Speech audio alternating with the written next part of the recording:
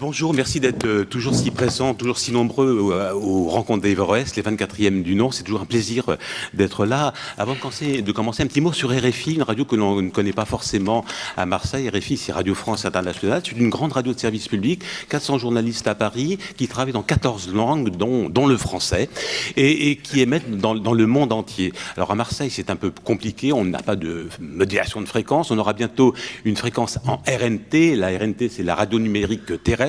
C'est l'équivalent de la TNT, mais en radio. C'est promis pour Marseille bientôt. Ne me demandez pas quand, je ne sais pas du tout, mais on m'a dit bientôt. Donc RFI est une radio internationale qui émet dans le monde entier et qui a l'habitude de parler du monde. 400 journalistes à Paris, des centaines de correspondants dans le monde. On a toujours l'habitude de dire que ce qui fait une brève dans un journal, un grand quotidien de l'après-midi, ça fait toujours un développement sur RFI. En tout cas, le slogan de RFI, la signature de RFI, c'est les voix du monde. Donc il est tout à fait logique que RFI, qui est une radio du groupe France Média Monde, qui regroupe France 24, Monte Carlo Doualiya et donc RFI, participe à cette rencontre, à ces rencontres d'Averroès, et c'est toujours avec un grand plaisir. Alors après les interrogations, quelle liberté face au sacré, face à la terreur? Et avant de se pencher sur le thème « Quelle liberté face au bouleversement économique et numérique ?» ce sera demain, ici même, à 11h, nous allons nous poser cette question « Quelle liberté face au pouvoir autoritaire ?» Et la question se pose car nos sociétés démocratiques n'ont plus vraiment la cote. Dans le monde, la démocratie recule. L'ONG Freedom House a ainsi constaté qu'en 2016, 67 pays ont connu un net recul en matière de droits politiques et de libertés civiles. Et pour les Européens que nous sommes, ce constat est assez perturbant, car nous avons longtemps cru que notre modèle démocratique, fondé sur l'état de droit, la séparation des pouvoirs, le respect des minorités, eh bien que ce système allait se répandre par capillarité à la surface du globe. Eh bien, c'est pas le cas. Et pour preuve, la Chine de M. Xi Jinping, les États-Unis de M. Trump, l'Égypte du maréchal Al-Sisi, la Russie de M. Poutine, la Turquie de M. Erdogan, et même au sein de l'Union européenne, la Hongrie de M. Orban ou la Pologne de M. Kaczynski, eh bien, les uns et les autres remettent en cause, à des degrés divers, ce modèle démocratique que nous connaissons bien et dans lequel nous nous épanouissons. Alors pourquoi les démocratures, construction de démocratie et de dictature, ou cette démocratie illibérale, comme on l'appelle aussi, séduit de par le monde, et comment réagir face à ces pouvoirs autoritaires qui grignotent et gangrène nos libertés? C'est le thème de cette troisième table ronde des rencontres d'Averroès. Je vous présente les intervenants qui ont accepté d'y participer. À mon extrême gauche, Michel Tubiana, président d'honneur de la Fédération des droits de l'homme et aussi président de l'association Euromède Droit. Michel Tubiana, en quelques mots, Euromède Droit. Euromède Droit, ça a été créé en 1997, donc nous sommes dans son anniversaire. À la suite de la déclaration de Barcelone, Euromède Droit, c'est 80 organisations du nord et du sud de la Méditerranée qui consacrent leur activité à la défense des droits de l'homme. C'est donc à la fois l'affirmation de la pertinence d'une région euromène et aussi de l'universalité des droits de l'homme d'un côté comme de l'autre de la Méditerranée. Cengiz Aktar, politologue turc, auteur de l'Appel au pardon, et l'Appel au pardon, c'est l'appel des Turcs, du peuple turc, du gouvernement turc face au génocide arménien. Il est professeur à l'université, non pas d'Istanbul, mais d'Athènes, ce qui est évidemment un paradoxe intéressant. On va revenir pourquoi vous êtes à Athènes à un moment ou à un autre au cours de notre débat. À ma droite, Lina Atala, journaliste égyptienne, rédactrice en chef du site Madame Astre. En quelques mots, Madame Astre. Madame Astre est un site d'actualité bilingue. Nous sommes basés au Caire et on essaye de faire simplement du journalisme indépendant qui ne dépend ni de l'État ni des hommes d'affaires. Et le site a été lancé en 2013 et c'était un moment de transformation politique profonde en Égypte. Donc l'idée, c'était de s'assurer qu'il y a des histoires qui ne pourront pas être racontées et de raconter ces histoires par l'intermédiaire de notre journal. Et vous nous expliquerez que ce n'est pas si facile que ça, c'est le moins qu'on puisse dire. Et à mon extrême droite, mais voilà, je m'arrête là, c'est la position géographique, rien de plus, comme pour l'extrême gauche de Michel Toubiana, Jacques Lupnik, directeur de recherche à Sciences Po Paris, collaborateur de Václav Havel Havel, le président de la Tchécoslovaquie et de la République tchèque, évidemment grand spécialiste de l'Europe de l'Est et du monde russe. Alors, la première question, j'ai envie de vous la poser, Lina Atala. Il y a eu un immense espoir en 2011 avec les révolutions arabes. Elles ont été particulièrement fortes, intenses en Égypte. Et puis aujourd'hui, on est comme un retour à la case départ. Le maréchal al-Sisi a remplacé le général Moubarak. J'ai envie de vous poser cette question toute simple, toute bête. Comment en est-on arrivé là ? Bon, donc 2011, comme on le sait bien, était une grande ouverture et c'était pas seulement une ouverture au niveau des manifestations qui ont pris place sur la place Tahrir, mais aussi une grande ouverture politique au niveau de la programmation aussi. Ça veut dire que les jeunes révolutionnaires étaient, après Tahrir, occupés à faire des programmations au niveau des réformes au sein des institutions publiques, des institutions de l'État, des réformes de la structure de la police, des propositions de loi. Mais en même temps, dans le background, il y avait toujours la question qui va contrôler cet État après le départ de Moubarak. Et là, c'est une question à laquelle les révolutionnaires ne faisaient pas nécessairement partie. Ça veut dire que c'était des questions d'arrangement entre les différents pôles du pouvoir, ceux qui possèdent le pouvoir des armes, par exemple, ou ceux qui possèdent le pouvoir de mobiliser les rues. C'est notamment aussi une question de ce qu'on veut et qu'on peut imposer sur l'Égypte au niveau de la lutte contre l'immigration, la lutte contre le terrorisme, la lutte contre l'Iran.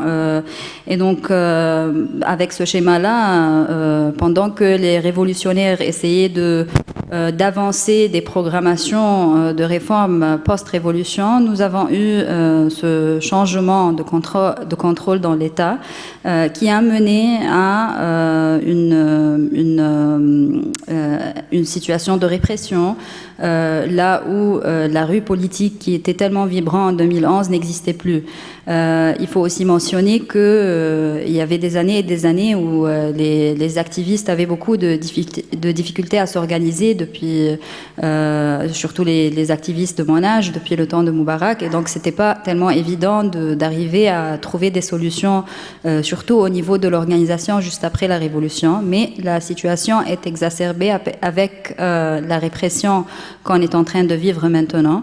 Et donc ça, c'est en quelques mots expliquer le recul que nous avons maintenant. Ça ne veut pas dire qu'il n'y a pas des poches d'action qui existent toujours. Ça veut pas dire qu'il y a toujours des différentes façons par lesquelles on essaye d'avancer nos luttes pour les droits, pour la liberté, qui reste toujours un gain principal des soulèvements de 2011, même si ça n'a pas été traduit au niveau du changement politique et économique et social. Cengiz Aktar, longtemps la Turquie a été un modèle pour le monde musulman. Quand ça se passait mal dans le monde musulman, en Turquie ça se passait bien, croissance, une société en plein développement, une société relativement libre, et puis une société qui s'est d'ailleurs beaucoup inspirée de l'Europe, c'est-à-dire que la Turquie s'est longtemps construite sur le modèle européen avec l'idée que tôt ou tard la Turquie rejoindrait l'Union européenne, ce qui n'est pas le cas, ce qui est le cas moins que jamais.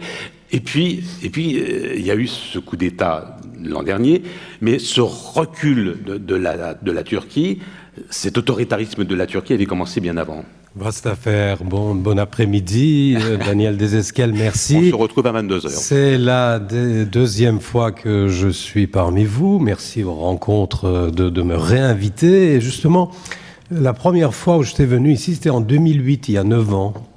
Et c'était exactement, on parlait de ça. Et le discours était probablement totalement différent. Alors le thème était entre l'islam et l'Occident, la Méditerranée. Et là, on parlait de la Turquie volontiers, de cette étoile montante, n'est-ce pas ? qu'est-ce que c'est que ce pays, qu'est-ce que ça représente, comment ça se fait qu'on peut parler dans la même phrase de la démocratie et de l'islam. Donc c'était vraiment une curiosité. Donc, et est-ce qu'on avait trouvé une formule, une alternative aux frères musulmans dans la région ? Bon, le réveil arabe n'était pas encore là, mais c'était vraiment une grande question, un débat, une problématique. On était avec Krupnik à 2 ou 3 panels d'ailleurs. Déjà Jacques Krupnik. Pardon ? Déjà Jacques Krupnik. Voilà. Et donc, et là, tout d'un coup, il s'est passé quelque chose. Mais avant d'en arriver là, donc en 2008, déjà on sonnait. Je me rappelle, j'avais assisté à 3 débats à Marseille, et je crois un peu plus loin, à Martigues, si je ne m'abuse. Et on avait commencé à sonner la sonnette d'alarme, en fait, de tirer la sonnette d'alarme.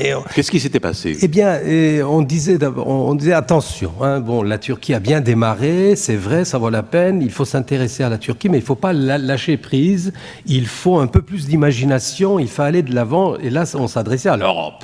Hein, on disait... La Turquie, c'est pas la Lituanie. On ne peut pas traiter la Turquie comme les pays de l'Europe occidentale, orientale et centrale. Et surtout, ne la repoussez pas. On savait pourquoi. Bon, je ne vais pas aller plus dans ce débat. C'est pas le débat d'aujourd'hui, mais il était clair et net que l'Europe avait, en tout cas les instances européennes, mais aussi les opinions publiques, avaient un problème de digestion par rapport à ce pays musulman qui était à la porte de l'Europe depuis 1959. Et ce pays de 80 millions d'habitants. Voilà. Donc... Mais première sonnette d'alarme, et puis en fait c'était un manque de volonté conjuguée, mutuelle, n'est-ce pas, du côté turc. C'était pas mieux. Alors Erdogan avait commencé à se sentir fort et il avait commencé à dire... Les rapports entre l'Europe et la Turquie, ça a toujours été un jeu de poker menteur. C'est un peu ce que vous êtes en train d'expliquer. Oui, voilà. Donc, il disait, après tout, est-ce qu'on a vraiment besoin d'Europe 2000 Est-ce qu'on n'a pas plus intérêt à être le patron justement du Moyen-Orient ? C'était dans les cartes. Cette folie des grandeurs, n'est-ce pas ? La crise économique de 2008 était passée par là. La Turquie étant un pays en développement n'avait pas senti justement les conséquences de la crise. Il gagnait élection sur élection et voilà. Et puis tout d'un coup arrive Gezi, hein, cette protestation populaire, les révélations de corruption, on en parle encore aujourd'hui, mais en ce moment même à New York, pas en Turquie, par rapport au régime. Et puis le coup de boutoir, vous l'avez dit, donc la tentative de coup d'État de l'an dernier. Et voilà, on est tombé dans vraiment dans un... Je dirais pas la catastrophe, mais on n'en est pas très loin. Donc de cette étoile montante, c'est devenu une étoile filante, n'est-ce pas ? Et l'étendue du liberticide est vraiment sans nom. Mais on va en parler probablement dans le... Bien sûr. Bientôt. Et c'est-à-dire d'espoir, la Turquie est devenue un problème, comme on dit en anglais. Est-ce que vous faites partie de... Voilà. Surtout pour les Turcs. Oui, mais pas seulement. Je crois qu'on va tous payer, aussi bien la région, l'Europe et la Turquie, bien sûr. Alors, Michel Kubiana, est-ce qu'il y a une spécificité du monde euro-méditerranéen ? On a parlé de l'Égypte avec Nina Atalla, un mot sur la Turquie avec Cengiz Aktar. Est-ce qu'il y a une spécificité de l'autoritarisme dans le monde euro-méditerranéen ? Il y a d'abord cet ensemble euro-méditerranéen, à la fois civilisationnel, historique, économique, politique, tout simplement humain, au travers des migrations qui ont existé et qui existent encore aujourd'hui, nonobstant le fait que beaucoup de monde meurt dans la Méditerranée. Il y a d'abord cette réalité-là. Ensuite, il y a ce qui résulte d'une région qui a été totalement colonisée pendant fort longtemps, et cette histoire de la colonisation laisse des traces. On le voit au travers de la délimitation des pays, on le voit au travers du conflit israélo-palestinien, on le voit au travers de multiples aspects. Et puis il y a surtout, depuis que, dirais-je, la fin de la Seconde Guerre mondiale, l'affirmation de l'Europe et l'affirmation d'une Union européenne qui se dit porteuse de valeurs en termes de droits de l'homme, de bonne gouvernance, de démocratie, et qui tente de les faire prévaloir des deux côtés de la Méditerranée. Je pense là-dessus qu'il y a comme une erreur de communication ou de transmission. Je veux dire. On n'exporte pas la démocratie, pas plus, et encore moins dans des camions militaires. C'est pas viable, c'est pas faisable. Et il appartient au peuple de s'en emparer, de les construire et de définir les chemins qui mènent à des valeurs qui sont nécessairement communes. Pas question de transiger sur les valeurs. En revanche, les chemins peuvent être spécifiques. Et l'Union européenne n'a jamais entendu cela en pratiquant plutôt une politique du double discours au travers d'un paradigme. Le paradigme, il est ternaire, il est triple. Sécurité contre le terrorisme, sécurité contre l'immigration, sécurité de nos investissements.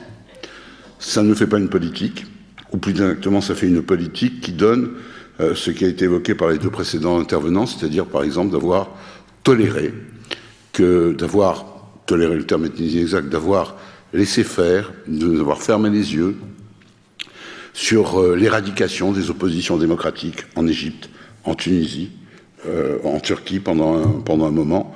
Mais l'Égypte et la Tunisie ne sont pas deux exemples topiques. Nous savions, à la suite de Moubarak, que les frères musulmans seraient largement majoritaires, et pour cause, il n'y avait plus d'opposition laïque qui avait été éradiquée par Moubarak. La Tunisie, si Ennahda a eu les résultats que l'on connaît, c'est exactement aussi dans la même démarche de la part de Ben Ali. Alors la vraie question qui se pose, me semble-t-il, dans la région, ce n'est pas que la rive sud de la Méditerranée ne porte pas les mêmes aspirations de liberté, de dignité, de justice sociale, c'est de savoir comment nous pouvons les mettre en commun et ne pas dresser des murs ou des fosses communes comme en Méditerranée actuellement. Alors, Jacques Lupnik, un élément que Michel Doubiana n'a pas évoqué, ou en tout cas peut-être en filigrane, c'est le temps. Il faut aussi du temps pour que la démocratie s'impose. Et par exemple, dans les pays d'Europe centrale et orientale, eh bien, il a fallu beaucoup de temps avant que ces pays deviennent des pays démocratiques, ce qui fonctionne globalement. Évidemment, on parlera un peu de la Hongrie et de la Pologne, mais il y a la dimension du temps. Certainement.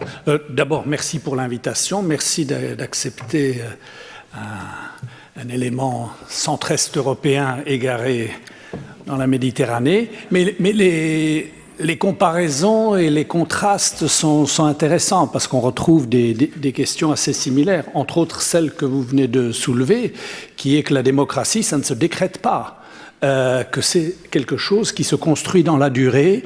Et en fait, l'expérience centre-est européenne, c'est quelque chose qui se construit bien avant la chute de l'Ancien Régime. Si vous voulez voir pourquoi l'Europe centrale a réussi sa transition à la démocratie après 89, c'est parce qu'il y avait des mouvements dissidents qui ont créé, Václav Havel et la Charte 77 en Tchécoslovaquie, mais il y avait Solidarność en Pologne, et l'opposition démocratique en Hongrie, et ça a créé un milieu, une culture démocratique, des contre-élites démocratiques qui, au moment de la chute du régime, peuvent prendre la relève. Et c'est une des explications pourquoi la transition à la démocratie a été plutôt une réussite en Europe centrale, parachevée par l'entrée de ces pays dans l'Union européenne. Ce n'est pas l'Union européenne qui a créé en tant que telle la démocratie et qui l'a imposée. Là, ça a été dit, on ne peut pas imposer la démocratie. Par contre, avoir la perspective d'adhésion à l'Union européenne a été un facteur très important pour ces pays. Et ça l'est encore pour les Balkans qui ne sont pas... Et ça l'est pour les Balkans, ça va jouer ce rôle-là. Après la guerre dans l'ex-Yougoslavie des années 90, c'est la perspective européenne qui, aujourd'hui, dans les Balkans, est un facteur très important pour, disons, ceux qui veulent construire un système démocratique. Alors, la question qui nous est posée, c'est comment se fait-il que des pays qui aient réussi connaissent une régression ? Parce que, de même que la démocratie se construit dans la durée, c'est jamais un État auquel vous arrivez qui est parachevé, hein, la fin de l'histoire. Certains ont cru, après 89, à la fin de l'histoire, la démocratie libérale n'avait plus d'alternative, nous avait-on dit. Mais si, elle en avait et elle en a. Et aujourd'hui, on voit les alternatives avec beaucoup plus de force qu'auparavant. Donc, il y a à la fois l'expérience est-européenne de la résistance au régime totalitaire avant 89, ça c'est une expérience qui peut être intéressante à comparer à ceux qui, dans des circonstances très différentes, dans le monde arabe, de l'autre côté de la Méditerranée, vivent dans des conditions, on a du mal à qualifier ces régimes, mais en tout cas des conditions de non-liberté, voilà, appelons-le comme ça, et ça c'est une première expérience. Il y a l'expérience de la transition à la démocratie proprement dite. Et là, nous sommes dans une troisième phase qui est la phase de la régression de la démocratie dans des pays qui avaient réussi. Alors c'est ça qui est le paradoxe. Peut-être tout à l'heure, on pourra revenir sur les raisons de cela. Mais je dirais qu'il y a un certain nombre de traits qui rejoignent les discussions sur l'Égypte ou la Turquie. Premier trait qu'on voit en Hongrie ou en Pologne, à moindre degré ailleurs. Mais première chose, vous avez recul de l'état de droit.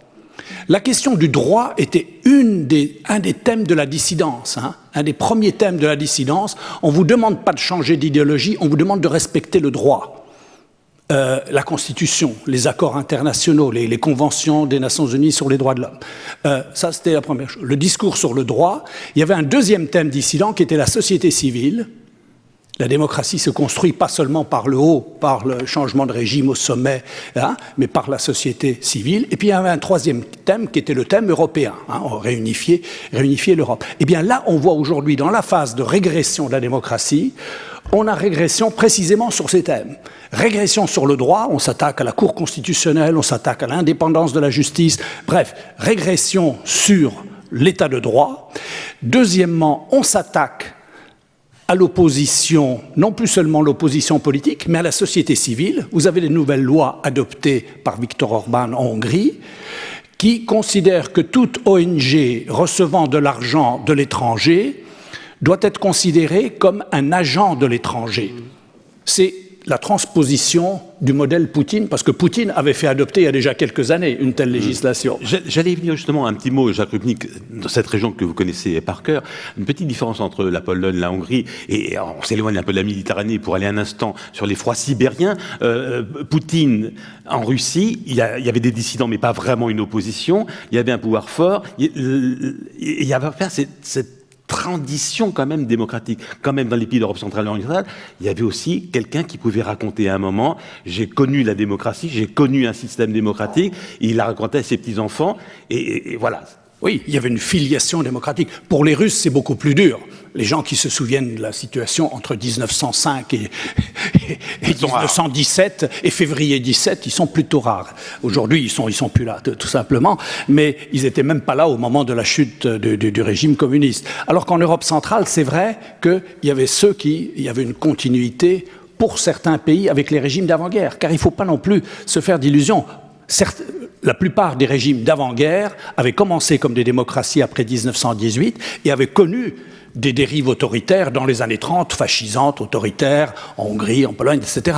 Donc les régressions de la démocratie, ça c'est un sujet qui nous intéresse parce qu'il y a une façon, c'est comment susciter des changements démocratiques. Le printemps arabe était un moment d'espoir et on a parfois comparé. Moi, je me souviens, j'étais invité parfois dans les colloques. Est-ce qu'on peut comparer 89 en Europe de l'Est et le printemps arabe? Voilà. Il y avait ce genre d'espoir, des régimes qui s'écroulent parce que il y a des grandes mobilisations populaires. Bon, la comparaison était un peu superficielle et je ne veux pas la rappeler aujourd'hui. Ce qui m'intéresse, c'est la rapidité avec laquelle la démocratie peut régresser. Je vais peut-être terminer là-dessus. Ce qui est important dans le cas de l'Europe centrale, c'est de voir que l'acquis de la démocratie, c'est-à-dire l'idée qu'on a un ordre constitutionnel qui est respecté, qu'il y a un espace pour la société civile, un espace de liberté, qu'il y a l'indépendance des médias, très important, la première cible, dès la première semaine au pouvoir, hein, et en Hongrie et en Pologne, et bien sûr chez Poutine, puissance 10, Première chose, mainmise sur l'audiovisuel public. Ça, c'est la première chose. On laisse la presse écrite relativement libre, mais elle a une très faible diffusion. Ce qui compte, c'est l'audiovisuel public. Et donc, vous avez cette reprise en main-là, et ensuite, l'opposition, dans de telles conditions, même si formellement, il y a des élections, vous avez le droit de participer à des élections, mais vous ne jouez pas à armes égales. Souvent, vous avez le résultat d'avance. Voilà. Oui, mais même si c'est des élections où on compte les voix sans tricher, mais les compétiteurs, si j'ose dire, ne sont pas dans la même situation. Certains sont plus égaux que d'autres. Habile transition, merci Jacques Rupnik pour une question pour Lina Atala. Évidemment, comment un média indépendant, libre, arrive à survivre en Égypte? Qui sont vos lecteurs, qui cliquent sur le site de Madame Asr, et est-ce que vous êtes aujourd'hui la seule opposition en Égypte, puisque les partis d'opposition, à ma connaissance, il n'existe pas beaucoup? Donc il faut commencer par dire que c'est pas évident, mais en même temps, c'est important aussi de voir bien que si on a pu exister jusque-là, depuis 2013, comme j'ai dit bien, c'est une année de transformation profonde et qui a vu un recul très visible dans les libertés en général. Donc si on a pu exister pendant toutes ces années, il y a une raison d'être convaincu qu'il faut continuer, parce que c'est très facile de se laisser au désespoir et d'adopter un peu un discours de victime. Je ne veux pas dire qu'on vit dans nos meilleurs moments, mais quand même, mon idée, c'est s'il y a une marge, il faut toujours essayer d'exister dans cette marge et l'élargir avec le temps. En ce qui concerne notre site web et travailler dans un média indépendant en Égypte maintenant, je considère que nous ne sommes pas les seuls. Il y en a d'autres qui essayent de faire la même chose, peut-être qui sont un peu plus petits, qui n'ont pas de diffusion au niveau international, puisque notre site web est bilingue. Et je crois que c'est un mouvement très intéressant. Je l'appelle d'habitude la troisième génération de médias, de journalistes en Égypte. La première étant les médias de l'État, qui ont été interrompus dans les années 2000 avec l'ouverture économique et l'investissement du secteur privé dans les médias. Et à ce point-là, on a commencé à avoir la seconde génération des médias privés qui ont montré au public égyptien que c'est possible d'avoir des histoires et des narratifs qui sont un peu différents de ceux de l'État. Et donc, c'était une ouverture très importante, bien que ça soit des narratifs plutôt avancés par des hommes d'affaires qui ont leur propre intérêt politique et économique. Et là, il y a une troisième génération des jeunes, des vagabonds. La plupart d'eux, ils ont participé aux révolutions, bien sûr, de 2011, mais qui ont aussi une pratique professionnelle de médias, qui voulaient et qui continuent à essayer d'avancer un modèle de médias, d'organisation de médias indépendants. Et c'est un modèle qui est qualifié du fait que nous investissons beaucoup au niveau de la construction de notre organisation, parce que nous avons vu bien que notre recul en tant que révolutionnaire, en tant que militant, était causé par le fait que nous avons eu des faiblesses d'organisation. Ça veut dire que il y avait toujours cet attachement à la place Tahrir, aux manifestations, aux jolis spectacles que Tahrir nous a donné. Une dimension romantique. La dimension romantique, la dimension du spectacle, mais la politique arrive après aussi. Et elle prend place un peu partout, pas seulement dans les places de dissidence là. Donc comment créer une organisation de médias qui est progressiste, qui est indépendante, qui reflète les valeurs des sujets et des articles qu'elle écrive. Donc il y a ce niveau-là. Et à un autre niveau, c'est porter témoignage à ce recul de liberté dans lequel on vit en Égypte, sans avoir avoir peur, sans faire avec trop de paranoïa, et essayer d'avancer de cette façon. Comment on a pu continuer, c'est Justement, pas évident. Lina Talla, est-ce que vous avez des interdits? Jusqu'où pouvez-vous aller? Et est-ce que vous êtes quelque part un alibi du pouvoir qui peut dire, voyez, la presse libre existe, la preuve, il y a Madame Astre?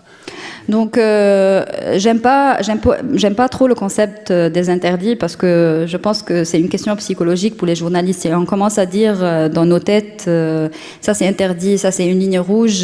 Donc, on commence l'autocensure. Et l'autocensure, pour moi, c'est difficile de l'arrêter. Si on commence à s'imaginer des interdits, puisque rien n'est écrit, rien n'est clair, donc ça peut avancer et dans ce cas-là, il y aura beaucoup de censure. Pour nous, ce qu'on fait, c'est qu'on ne résiste jamais à publier quelque chose, bien que ça peut nous apporter des ennuis.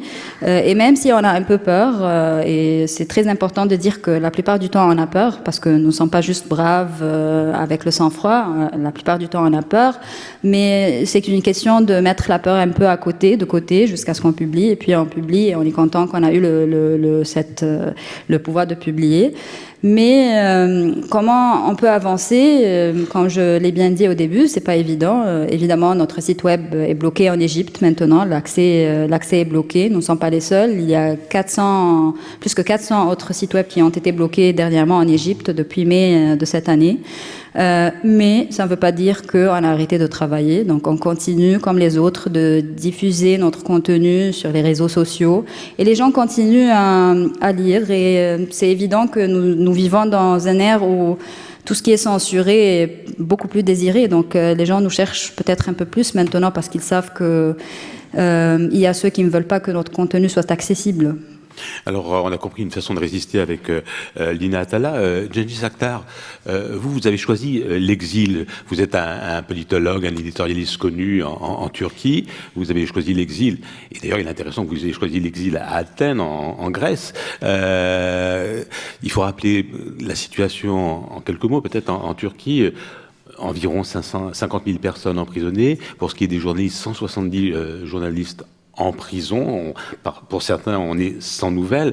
Ce qui veut dire que la Turquie, c'est un des pires pays pour le journalisme. Et je serais tenté de dire que malheureusement, la Turquie est en compétition avec le Mexique, qui sont vraiment les deux pays les plus touchés par cette absence de liberté de la presse et ce fait que les journalistes et les médias sont les premières victimes. Alors, comment résiste-t-on aujourd'hui en Turquie? Voilà. Est-ce que c'est possible et comment? Alors avant la résistance, qui est capitale, bien sûr, 3 mots sur les caractéristiques de ce régime qui est en train de se mettre en place avec la Russie de Poutine à l'est de l'Europe. Bon. D'abord, il se targue d'une révolution populaire, puisque c'est le diktat de la majorité. Eh bien, c'est vrai que M. Erdogan a 50% des voix. Et il représente, donc il parle maintenant de la nouvelle Turquie. On parlait exactement de la même nouvelle Turquie avec la révolution kémaliste dans les années 1920. Alors moi, quand quelqu'un me parle d'un pays nouveau, je commence à tiquer. Donc cette consonance fasciste, elle est bien là. Il faut appeler un chat un chat. Le régime est soutenu par une frange non négligeable de la population, sinon de la majorité. Donc cette révolution populaire, comme il l'appelle, eh bien, lui donne une espèce de légitimité par rapport à ses actions, je dirais pas illégales, mais extra-légales. Il se targue vraiment, l'état de droit à l'occidental, eh bien, on s'en fiche. C'est un peu ça. Donc, tous les jours, la loi est violée en Turquie, et en cela, on ne peut plus parler de l'état de droit en Turquie. Donc, le président, il dit, ah oui, je viole la Constitution, et alors ? Et tous les gens donc, dont vous avez parlé, eh bien, ils sont en tôle, ils ne savent pas pourquoi. Donc, ce régime a le monopole des armes. Il ne faut pas oublier, il n'y a plus d'armée. L'armée est au service maintenant de ce régime, la police également, les milices privées. Et puis, autre caractéristique, Je crois qu'on assiste vraiment maintenant à une désoccidentalisation aussi bien à l'intérieur qu'à l'extérieur. Eh bien, l'Empire ottoman a commencé à s'occidentaliser il y a 2 siècles, 1820 par là, donc la grande révolution positiviste qui a fini par donner le kémalisme. Eh bien, maintenant on désoccidentalise tous azimuts. Et puis finalement, il y avait de conséquences, alors conséquences immédiates bien sûr, annihilation de la société civile, cette société civile dont vous avez évoqué au tout début, qui passait pour vraiment un exemplaire à une époque, à tel point qu'on parlait de tous les tabous, par exemple le tabou du génocide des Arméniens. Eh bien, cette société civile-là, elle est aujourd'hui, elle bat de l'aile, vraiment, et les gens se tairent, les gens se taisent. Oui, tout à fait. Non, mais et en plus, ils n'ont plus aucun recours, ni à l'intérieur, ni à l'extérieur. Ça, je vais en toucher un mot. Et puis finalement, eh bien, les grands corps de l'État, qui qualifient chaque État digne de son nom, à savoir l'armée, le judiciaire, l'administration du territoire, l'académie, le trésor et la diplomatie, eh bien, sont totalement phagocytés par le régime. Il n'y a plus de contre-pouvoir. Rien. Donc, il y a le seul contre-pouvoir qui pouvait exister, justement, l'Europe. Les États-Unis n'ont jamais été partie prenante dans la démocratisation au niveau de la Turquie, jamais. L'Europe, c'était autre chose. Eh bien, l'Europe est en total abandon et démission par rapport à la Turquie. Il y en a beaucoup qui se frottent les mains. Et même qu'elle est parfois soulagée de complètement, avoir... exactement. Et par exemple, la Commission, la Cour européenne des droits de l'homme, aujourd'hui, au moment où l'on parle, refuse systématiquement les dossiers des plaignants turcs, alors que la Turquie est non seulement est signataire de la première heure de la Convention européenne des droits de l'homme. Donc, il n'y a plus aucun recours et le pays est vraiment devant les gens sont devant des choix absolument terribles.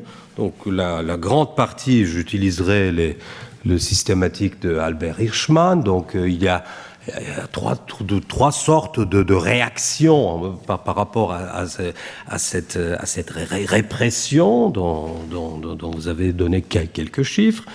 On peut en rajouter. Il y a 500 avocats, par exemple, de défense qui sont en tôle. Ils ne savent pas pourquoi. En plus des 170 journalistes, 15 universités qui ont fermé, un nombre absolument impressionnant d'associations, 2500 qui ont fermé.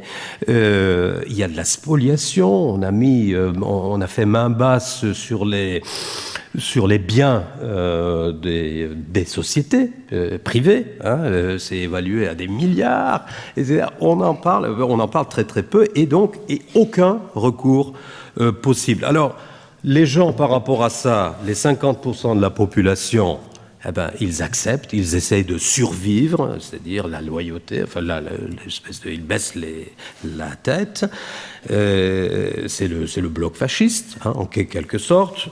Et d'autres cherchent à partir. Et toute l'élite libérale, un peu comme après 79 avec les Iraniens, partent. Alors donc exode de cerveau massif. Il y a beaucoup d'universitaires et des gens qui ont les moyens qui sont partis. C'est souvent des libéraux. Et puis troisième catégorie, typique, on en parlera peut-être après. Donc ceux qui restent et essayent de protester.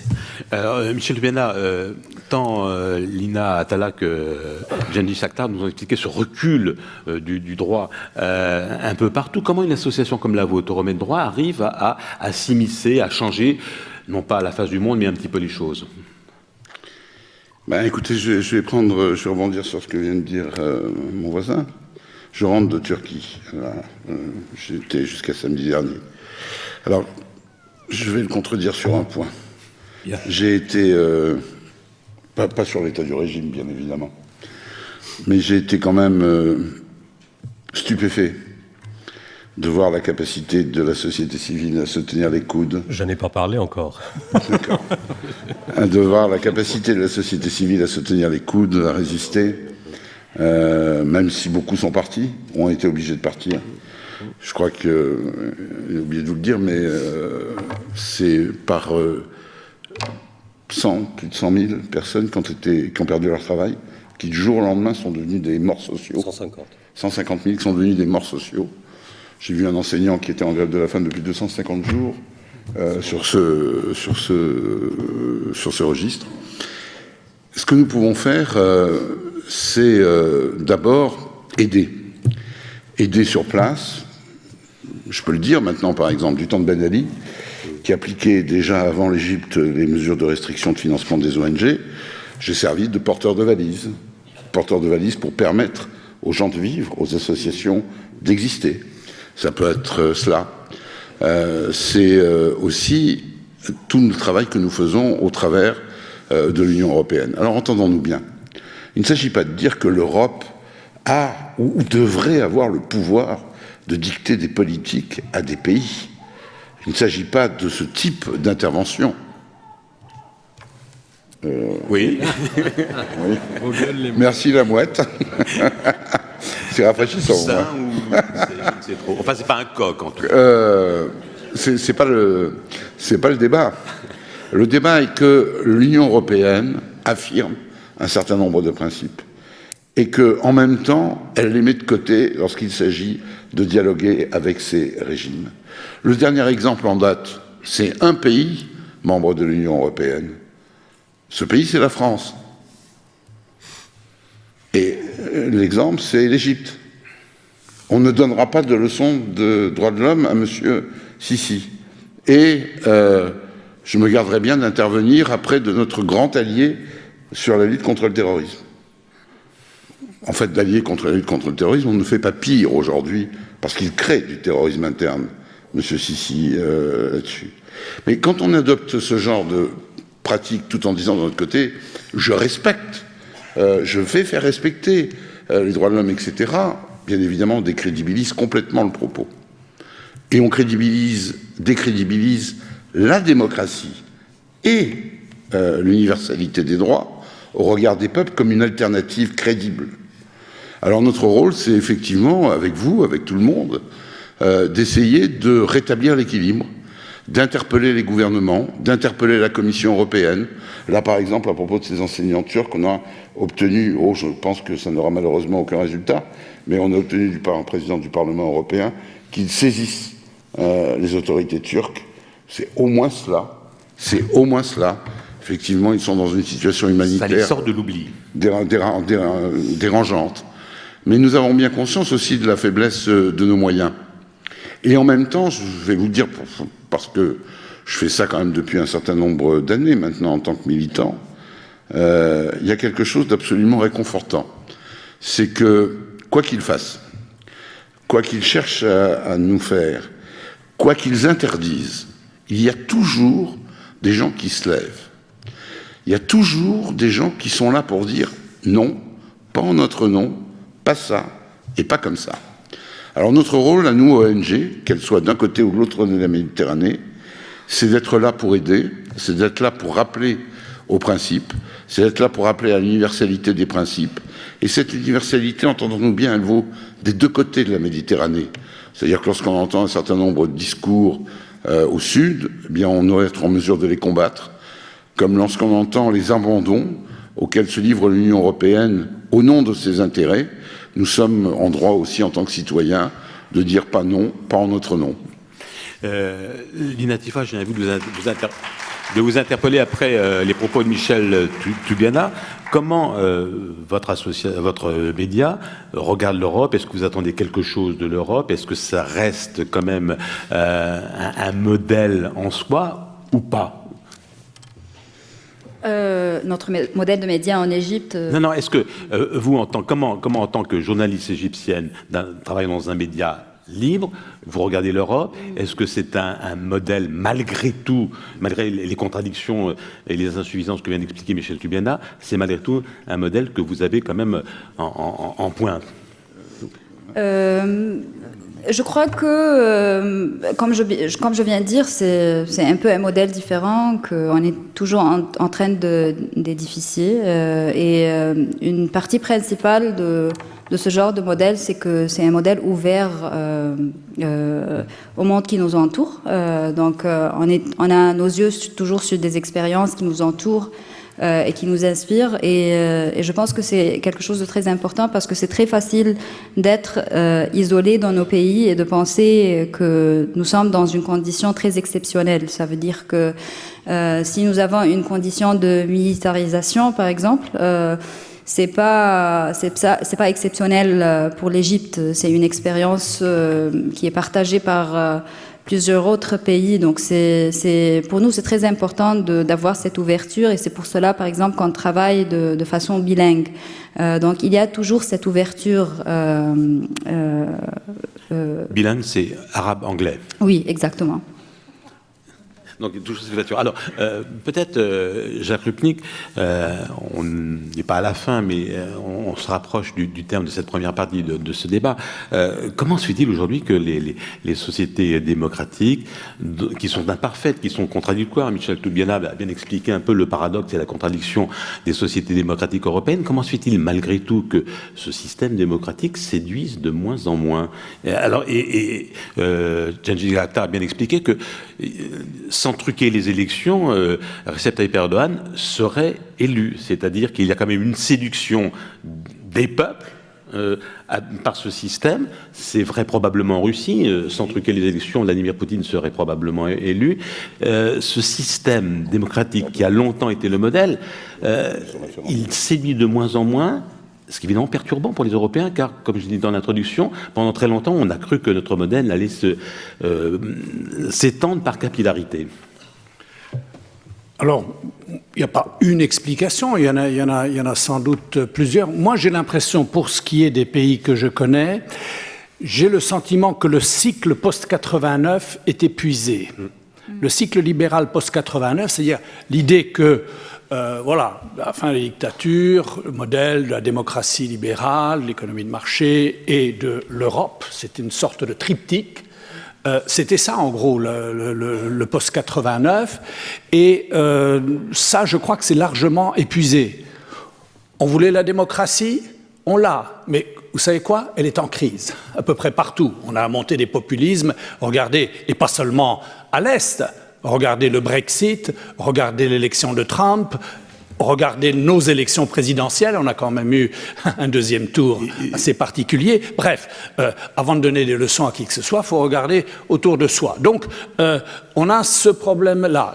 On voulait la démocratie, elle est en crise. On voulait l'économie de marché, mais depuis 2008, on découvre qu'elle est en crise. Il y a eu une crise financière mondiale qui s'est propagée des États-Unis vers l'Europe. Et on voulait rentrer dans l'Union européenne, on y est. Et vous savez quoi? Elle est en crise aussi. Elle est divisée nord-sud sur l'économie et la finance, c'est la crise de la zone euro, et elle est divisée est-ouest sur la crise migratoire. Donc vous avez, oui, mission accomplie après 89, mais l'objectif est épuisé. Donc ça, c'est un premier élément. Le projet est épuisé et ne s'est pas réinventé. Il y a d'autres raisons. C'est que le monde d'après 89 était le monde du triomphe de l'Occident, quand même. On a même parlé de moments unipolaires dans les relations internationales. On est passé du bipolaire au unipolaire. Vous l'avez rappelé, la fin de l'histoire. La fin de l'histoire, c'était évidemment la démocratie. C'était la démocratie et le marché et l'idée, disons, que le modèle occidental triomphait. Là, on est dans une configuration complètement différente. On est dans une période où l'Occident, en gros, est en déclin. Vous avez le déclin le plus rapide dans l'histoire. En 1989, la part des pays occidentaux dans le PNB mondial, c'était plus de 60%. 20 ans après, 25 ans après, c'est moins de 40%. Donc c'est la chute la plus rapide. Vous avez de nouvelles puissances économiques. Donc économiquement, il y a un changement. Et surtout, vous avez de nouvelles puissances émergentes. Et il y a une sorte il n'y a plus d'ordre international. on pouvait critiquer l'ancien ordre, on pouvait le rejeter, on pouvait le haïr, lutter contre, mais il y avait une sorte d'ordre international, que ce soit celui de la guerre froide ou le système prétendument unipolaire. Là, c'est un système apolaire. Il n'y a plus de pôle. Et donc, dans ce système d'anarchie internationale, de chaos, les gens se tournent vers des leaders autoritaires. Vous avez le chaos, ça inspire quoi?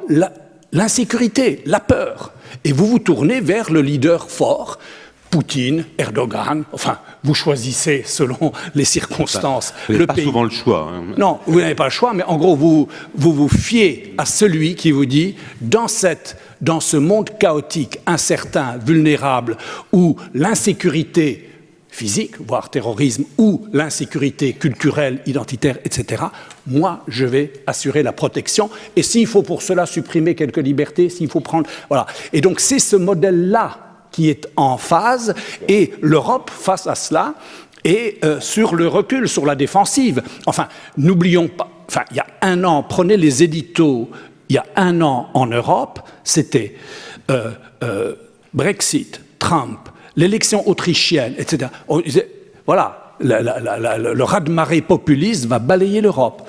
En Autriche, ça a été d'un cheveu, à 2%, le candidat de l'extrême droite n'a pas été élu.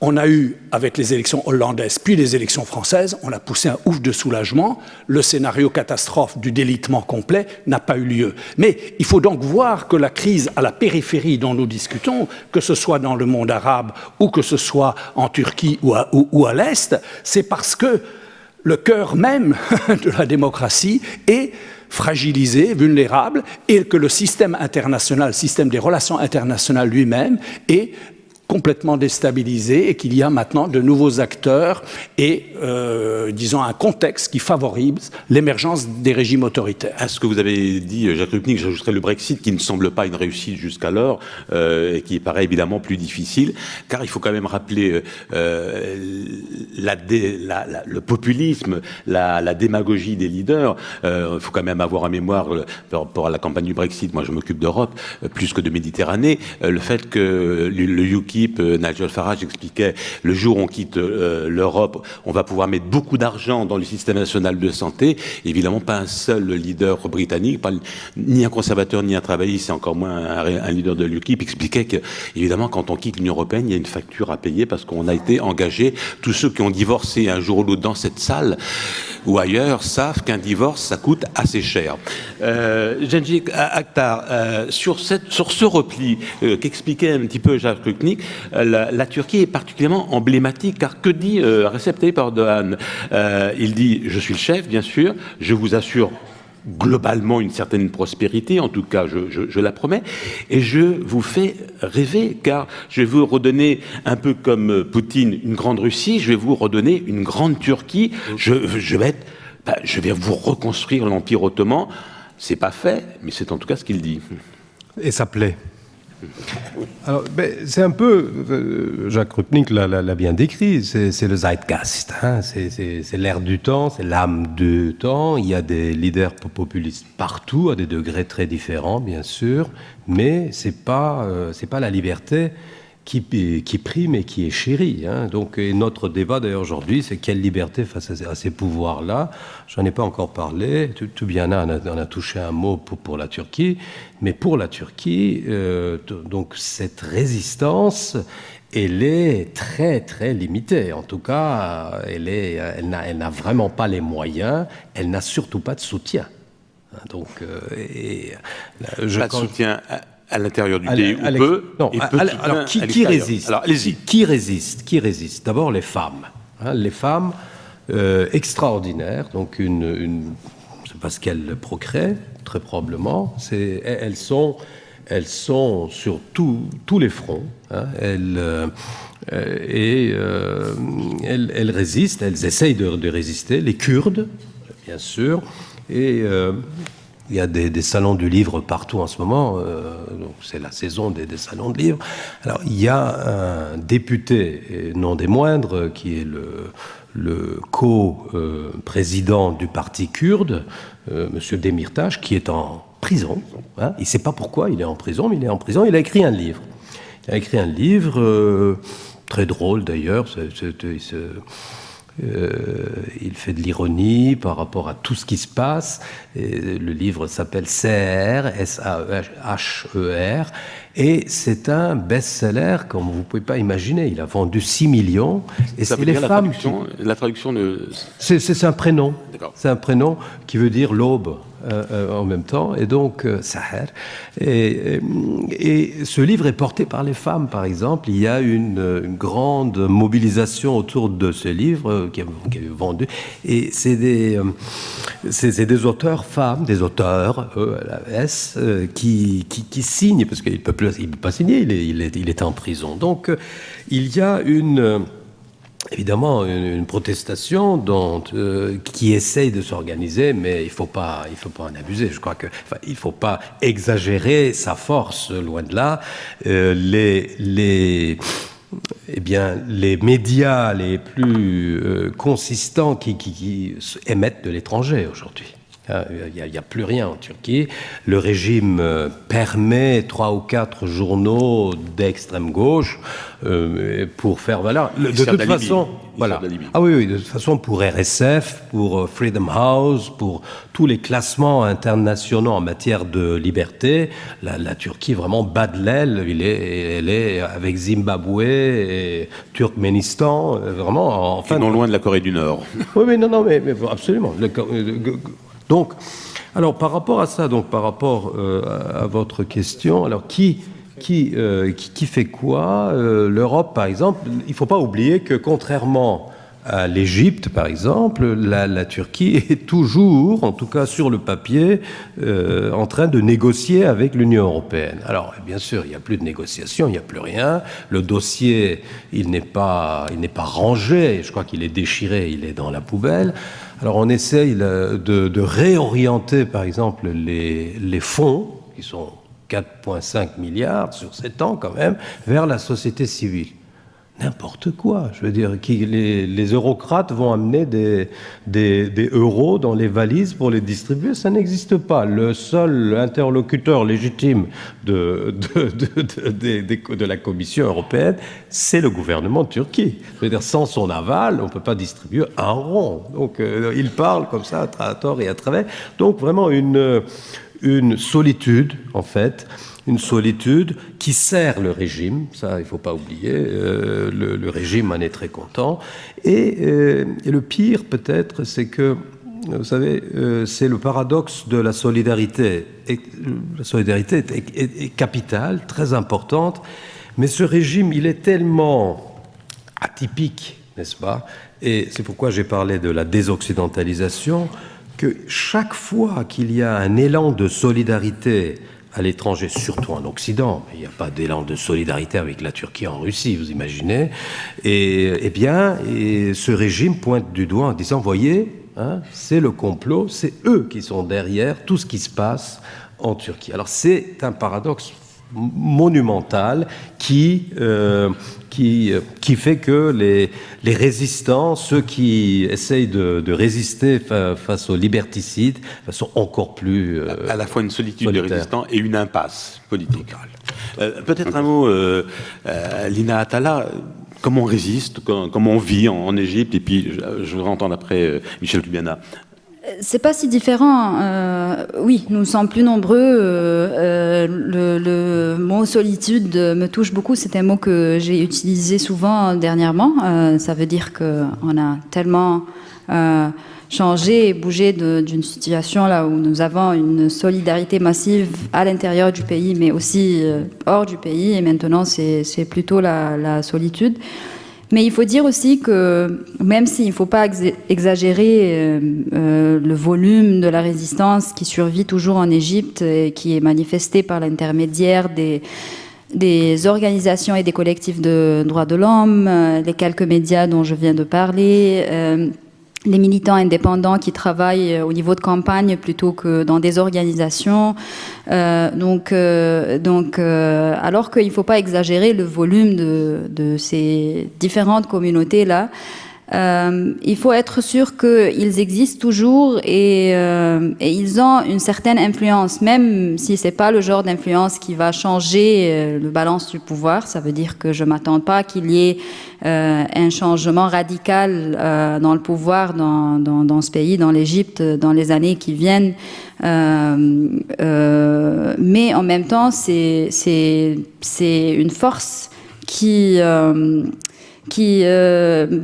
déstabilise un peu le sens de confiance dans laquelle le pouvoir a. Ça veut dire que il faut rappeler de toute façon que c'était aussi des groupes qui étaient la minorité qui ont mené au moment de 2011 et avec lesquels il y avait une certaine affinité avec le plus grand public, et c'est ça ce qui a mené à ce qu'il y ait des grandes manifestations. Ça veut dire que c'est toujours des petits groupes qui survivent des moments très difficiles et qui ont cette légitimité, tels que les frères musulmans par exemple, cette idée de légitimité de survivre dans des moments difficiles. Et cette légitimité-là, ça crée une affinité avec des gens le plus grand public, qui de temps en temps aussi a des problèmes avec le pouvoir, a des problèmes au niveau économique et social surtout. Et c'est cette affinité-là qui peut créer une source de force un peu. Michel Duena, j'aurais que vous concluiez cette première partie de cette table ronde. Que peut faire l'Europe et que peuvent faire les sociétés démocratiques? Vous avez très bien expliqué la contradiction, le paradoxe, mais néanmoins, en Europe, la démocratie fonctionne, je vais dire plus ou moins, évidemment des insuffisances, mais malgré tout, l'état de droit, les minorités sont respectées, la séparation des pouvoirs, la liberté de la presse et des médias. Bon, voilà, on est dans un système qui fonctionne, je vais dire à peu près, perfectible, ça va de soi. Alors, comment ce système que l'Europe représente, et je dirais aujourd'hui plus que jamais, quand on voit les dérives de l'autre côté de l'Atlantique, comment il peut agir? Et selon vous, pourquoi ce modèle séduit moins aujourd'hui? Mais le vieux militant en matière de droits de l'homme que je suis se méfie toujours quand on me dit, je sais bien que ça ne recouvre pas la forme de pensée, vous savez, c'est pire ailleurs. Oui, c'est toujours pire ailleurs. Mais à partir du moment où on raisonne par rapport au pire, évidemment, on abaisse nos exigences, puisqu'on se contente de ce qui est moins pire. Et à partir de là, on dérive. Je crois que l'Europe a deux problèmes. Plusieurs problèmes. Un nouveau, qui est celui que Nick a évoqué tout à l'heure, et qui est que l'Europe n'a jamais parlé de manière aussi désunie que maintenant. Jamais. Il n'y a plus de politique européenne. La seule chose qui, au niveau des étrangères, ce qu'on appelle la politique de voisinage, le seul organisme qui donne une apparence de cohérence et une forme de cohérence, c'est l'organisme le moins démocratique des institutions européennes, c'est-à-dire la Commission. Mais dont acte. C'est elle qui permet d'alimenter les associations, de faire respecter un certain nombre de choses, de rappeler aux États un certain nombre d'éléments. Et vous entendez bien que le caractère laudatif de mon propos est en même temps extrêmement, déçu, parce que franchement, je ne considère pas que la Commission soit l'alpha et l'oméga du système démocratique ou des institutions démocratiques de l'Union européenne, mais force est de le dire. Et ça, je crois que c'est un premier problème. Le deuxième problème, il a été aussi évoqué, c'est que l'Europe n'a plus les moyens de ses prétentions sur un certain nombre de points sur le terrain économique. Et le troisième problème, c'est que l'Europe a peur d'elle-même et peur des autres. Là, il y a sur ce terrain-là quelque chose qui relève à la fois du subjectif, de l'instrumentalisation et de la réalité. C'est quelque chose qui est lié aux événements, aux attentats, à l'image de l'islam, à l'image que l'on veut donner de l'islam, à l'instrumentalisation que les gouvernements du Sud font de l'islam. En Turquie, à Istanbul, par exemple, on a éliminé les espaces verts pour construire des mosquées sur les espaces verts. On enseigne de moins en moins les sciences et les mathématiques à l'école et de plus en plus l'évolution, voilà, etc. Et de plus, bon, là, il y a une volonté politique de transformer, d'abord de mettre à bas le système turc, qui n'était pas laïque, mais qui existait, qui avait au moins le mérite d'instituer une différence sur ce terrain-là, etc., etc. Tout cela, ce sont des réalités. Et en même temps, l'Union européenne ne sera crédible que si elle cesse de raisonner à court terme, d'avoir un double discours et de ne pas se donner les moyens de sa politique. Alors, donner les moyens de sa politique, ça dépend de nous, des États, des évolutions à l'intérieur de la politique de l'Union européenne. Jacques Rupnik l'a évoqué, je viens de l'évoquer aussi. Le double discours, ben, qu'est-ce que vous voulez? J'en ai donné un exemple tout à l'heure avec le président de la République française, mais je pourrais le multiplier sur ce terrain. Et puis le double discours, c'est quand, par exemple, nous ne trouvons pas de solution à la question israélo-palestinienne en réservant une quasi-impunité internationale depuis maintenant des décennies aux actes des gouvernements israéliens. Et il ne s'agit pas là du tout, ni de près ni de loin, que l'on soit clair, dans un débat qui rend tout le monde fou en général, de remettre en cause la légitimité et l'existence de l'État d'Israël, mais simplement de réaffirmer qu'il y a des Palestiniens à côté, que ces Palestiniens ont le droit à un État, et que ce n'est pas en colonisant leur territoire que l'on mettra fin au bain de sang et à la haine réciproque sur ce terrain. Et quand l'Europe est incapable de faire entendre cette voix-là, voire faire entendre une voix contraire, avec des alliances extraordinaires. À table, pardonnez-moi, c'est pas une conversation secrète, on parlait avec Jacques Rupnik de l'ennemi de mon ennemi et de mon ennemi. Mais regardez, Orban s'apprend à Soros parce qu'il est une ONG, parce qu'il y a Open Society, et puis parce que Soros est juif. Qui va soutenir Soros? Netanyahou, ce qui l'intéresse, c'est de savoir quels sont ses petits intérêts à court terme. Si l'Europe n'est pas capable de faire entendre sa voix en termes de justice, en termes de valeurs, et surtout de mettre en conformité ses actes et ses paroles et ses engagements, alors on a un vrai problème. On a un vrai problème parce que c'est toute la crédibilité du système démocratique, des valeurs et de l'universalité des droits de l'homme qui est remise en cause. C'est à partir de là que nos ennemis, ceux qui commettent ces attentats, qui nous ensanglantent, ceux qui ne sont pas, je vous prie de vous en souvenir, simplement réservés à cette rive nord de la Méditerranée. On meurt encore plus dans la rive sud de la Méditerranée de la part de ces extrémistes-là.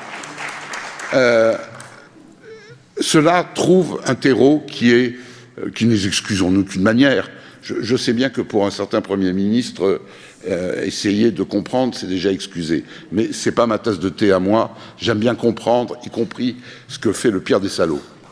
Et à partir de là, je pense que si l'Europe était en mesure de parler de manière plus unie, d'essayer, pas par angélisme, mais y compris par intérêt.